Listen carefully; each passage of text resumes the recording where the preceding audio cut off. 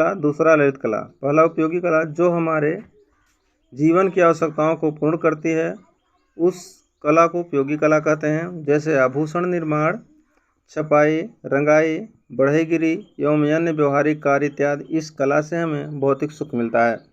दूसरा है ललित कला। ललित कलाओं का एकमात्र उद्देश्य केवल मानसिक या आत्मिक आनंद प्रदान करना होता है। ललित कला के मुख्यतः 5 प्रकार माने गए हैं: चित्रकला, मूर्तिकला, वास्तुकला, संगीत कला एवं काव्य कला। पहले हम लोग देखेंगे चित्रकला। चित्रकला मनोभाव तथा विचारों को अत्यधिक स्पष्ट करने में सक्षम होती है। इसका आधार रंग व ब्रश है। दूसरा है मूर्तिकला। इसके अंतर्गत किसी वस्तु का रूप, रंग तथा आकार आदि निर्मित किया जाता है। यह कला उत्कृष्ट मनोभावों को व्यक्त करने में सक्षम होती है। इसका आधार पाषाण तथा पत्थर के औजार हैं। तीसरा है वास्तुकला। वास्तुकला के अंतर्गत भवन, चर्च, मंदिर, मस्जिद, बांध तथा पुलों का निर्माण किया जाता है। इसका आधार चूना तथा मिट्टी है। संगीत कला। संगीत कला के द्वारा व्यक्त भाव अत्यधिक सूक्ष्म, स्पष्ट तथा हृदयग्राही होते हैं। इस कला का आधार स्वर तथा नाद है। पांचवा है काव्य कला। इस कला में स्वर तथा व्यंजन दोनों ही प्रयुक्त होते हैं। इसका प्रभाव चिरस्थायी होता है। इस कला का आधार शब्द तथा अर्थ है। आगे हम लोग देखेंगे ललित कला के भेद। तो ललित कला के मुख्यतः 2 भेद होते हैं। पहला रूपरत कलाएं, दूसरा अरूपरत कलाएं। रूपरत कलाएं उन्हें कहते हैं जिनका चाक्षुष रूप होता है, जैसे चित्रकला, मूर्तिकला तथा वास्तुकला आदि। अरूपरत कलाएं उन्हें कहते हैं जिनका चाक्षुष रूप नहीं होता वरन भाव अनुभव होता है, जैसे संगीत कला और काव्य कला आदि। आगे हम लोग देखेंगे कला के प्रकार।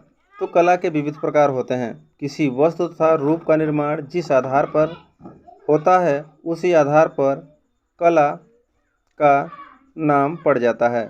जैसे चित्रकला भवन की भित्तियों, छतों, स्तंभों, वस्त्र, कागज तथा भोजपत्र पर अंकित चित्र। आगे देखेंगे हम लोग मूर्तिकला के बारे में। तो मूर्तिकला है धातु तथा पत्थर को तराश कर दिया गया रूप मूर्तिकला कहलाता है। सी है वास्तु या स्थापत्य कला। स्थापत्य कला भवन निर्माण कला जैसे मंदिर, स्तूप, चैत्य, मकबरा तथा महल आदि। मृदभांड कला मिट्टी के बर्तन। मुद्रा कला मोहरे या सिक्के। दूसरा पॉइंट है जिन पदार्थों से कलाकृतियों का निर्माण किया जाता है उन पदार्थों के आधार पर कला का नामकरण हो जाता है।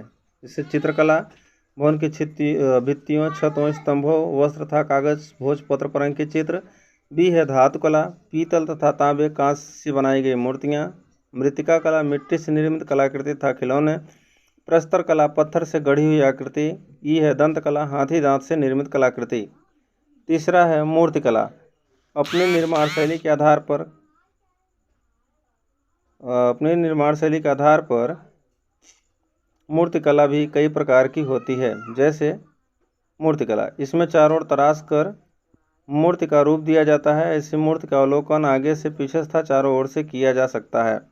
भी है उत्कीर्ण कला। इसमें पत्थर, चट्टान, धातु अथवा काष्ठ के फलक पर उकेर कर रूपों का निर्माण किया जाता है। इससे आधी आकृति बनती है, इसलिए इसे अर्धचित्र भी कहा जाता है। अर्धचित्र भी 2 शैलियों में होते हैं। पहला हाई रिलीफ, दूसरा लो रिलीफ। हाई रिलीफ की बात करते हैं तो इसमें गहराई से तराशा जाता है ताकि आकृतियों में अधिक उभार आए और जीवंत हो सके। लो रिलीफ इसमें हल्का तराशा जाता है इसलिए आकृतियों में चपटापन सा बना रहता है। कला के खड़ंग अंग। वात्स्यायन रचित कामसूत्र के 3य अध्याय की टीका जयमंगला में यशोधर पंडित ने आलेख के 6 भेद किए हैं। पहला रूप भेद, दूसरा प्रमाण, तीसरा भाव, चौथा लावण्य, 5वां सादृश्य, 6वां वर्णिका भंग। ये 6 भेद ही खड़ंग के नाम से जाने जाते हैं और इस श्लोक का अनुसरण पंडित यशोधर ने किया है जिसका उन्होंने अपनी पुस्तक जयमंगला में वर्णन किया है। श्लोक है रूप भेदा प्रमाणानि भाव लावण्य योजनम सादृश्य वर्णिका भंग चित्र खड़ंगकम। रूप भेद का मतलब है रूप भेद के द्वारा चित्र की भिन्नता प्रकट होती है। प्रमाण इसके द्वारा चित्र की लंबाई, चौड़ाई, मोटाई तथा दूरी का पता चलता है। प्रमाण के द्वारा हम चित्र को सही स्थान देते हैं। अगला है भाव के द्वारा भावनाओं की अभिव्यक्ति की जाती है। इसके द्वारा रस की अभिव्यक्ति की जाती है क्योंकि रस आनंद प्रदान करते हैं।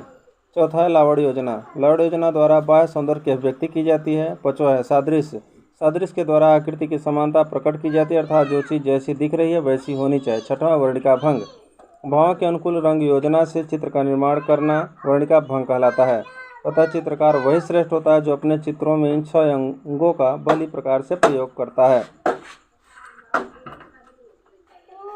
तो दोस्तों, इस वीडियो में बस इतना ही, और बातें अच्छी लगे तो चैनल को सब्सक्राइब कर लेना।